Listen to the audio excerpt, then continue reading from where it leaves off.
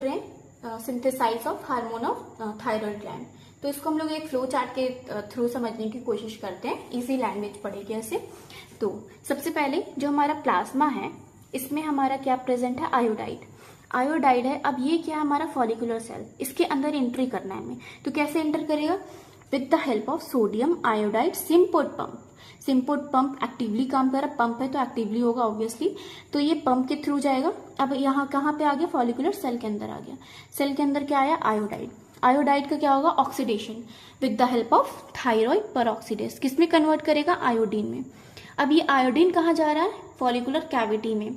अब ये हमारा कैविटी में पहुंच गया। अब ये पहुंचा है तो कुछ बाहर भी निकालना पड़ेगा। तो क्या निकलेगा, क्लोरीन बाहर निकलेगा। क्लोरीन किससे मदद से निकलेगा, आयोडाइड क्लोराइड पंप के थ्रू निकलेगा। अब क्लोरीन बाहर निकल के क्या करेगा, सोडियम से बाइंड कर लेगा और NaCl का फॉर्मेशन करेगा। ठीक है, ये बाहर आ गया। अब हम लोग चलते हैं जो आयोडीन इंटर किया हुआ है। अब आयोडीन इंटर किया, with the help of iodination, iodinase इसको एसेलरेट करेगा। अब ये जो आयोडीन आया ये बाइंड करेगा थायरोग्लोबुलिन से, जिसको हम लोग कहते हैं ऑर्गेनिफिकेशन।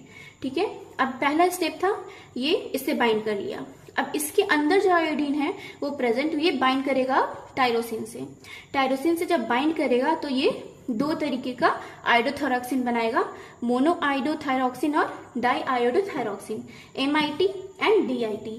अब MIT और DIT कपलिंग रिएक्शन करके क्या बनाएगा, DIT प्लस MIT क्या बनेगा, दो आयोडीन का मॉलिक्यूल्स प्लस एक आयोडीन का मॉलिक्यूल्स क्या बनाएगा, ट्राई आयोडोथायरॉक्सिन T3।